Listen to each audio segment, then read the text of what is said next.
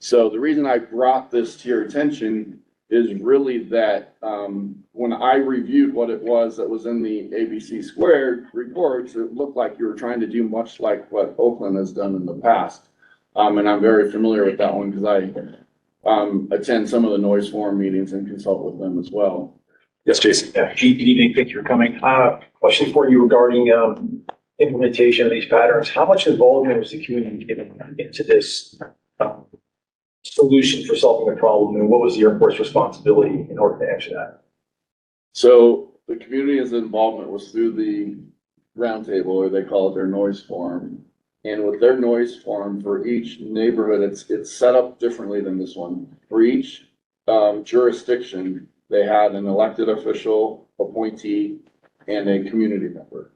And so that community member was well, they were both supposed to be out for their community, but then they would have not only the elected appointee, but also the community member. And that's how they did. But they were also meeting in, roundtable settings, which means that the community could come like they did tonight and voice their opinions on those things, so that you could maybe you as a representative thought this would be great, and they're telling you, well, wait a minute, this is that area, and you might not have known that or something like that. So, and the second part, how did the airport implement those changes once they were brought to their attention?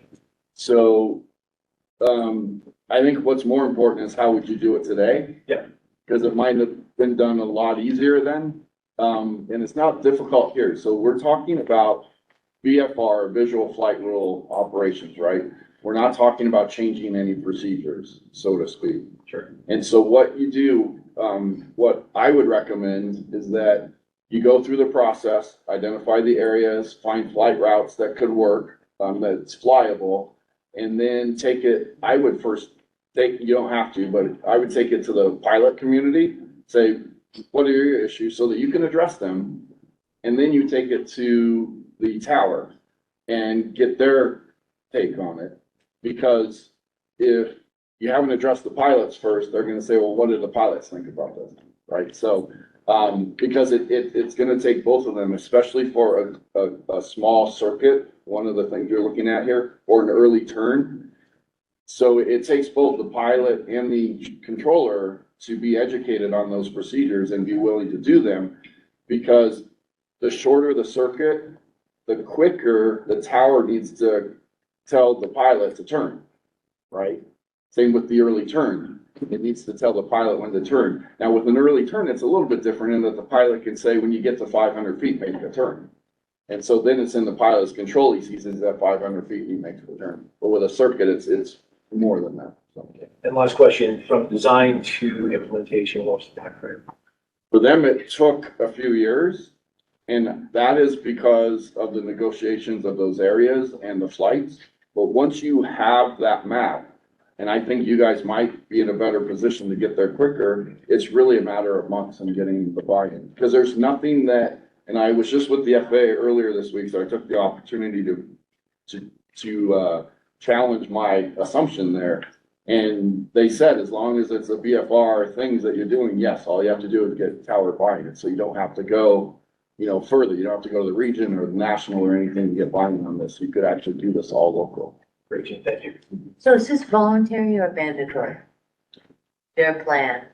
It's voluntary. Okay. Okay, but it's, but like I said, they're getting over 90% compliance with these procedures.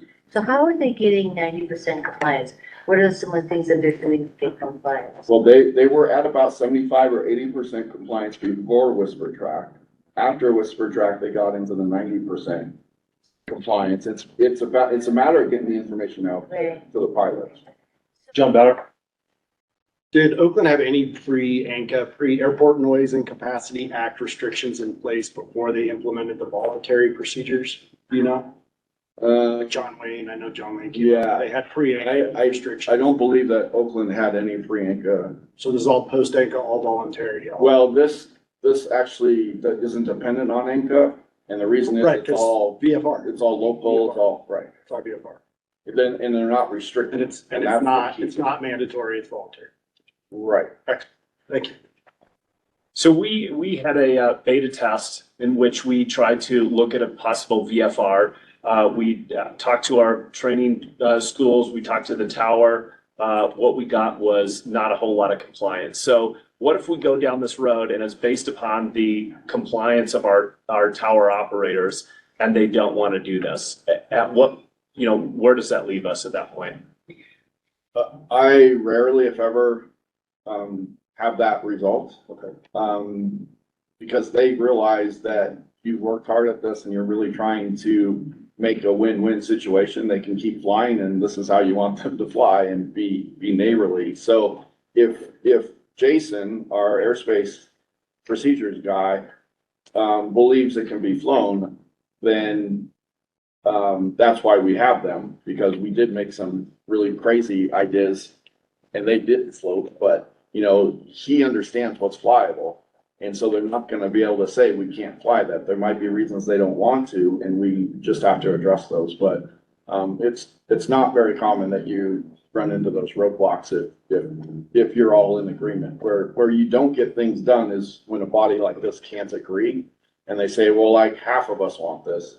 The FAA is probably gonna say, well, probably don't wanna do it because I don't wanna make the other half mad, right? So. But it sounds like that whisper tracks is a big tool, because then the pilots have that information. It's easy for them to While get the information and see exactly what they need to do to fly. Because whenever a pilot's going to an airport or flying in and out of an airport, especially the ones that haven't been here before, they want all that information. And so then they see the information, they know exactly how to fly, and they fly it. Okay, all right. So, Maxine? Yeah, so I just want to go back to the dynamics of the relationship between the players, because, maybe I don't fully understand it. The folks in the tower work for the FAA, is that correct? Yes, they're So- FAA employed. Okay, so if we go through this process and we develop procedures, and those procedures, we have your expert here, basically says this is flyable and doable, and we get pushback from the folks in the tower, is there a process for us that we can go push up the FAA to try to get some help with that? There could be, a process and,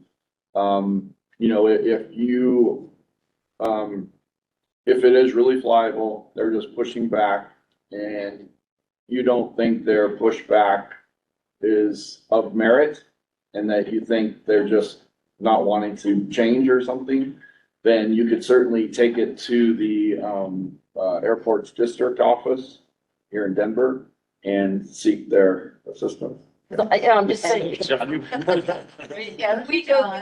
this process, we're bringing in experts, Well, it's right? good. I didn't know you had the ADO here. But we're bringing in experts with experience that have done this successfully at other airports. There are examples of how this works. We get community buy-in, whatever.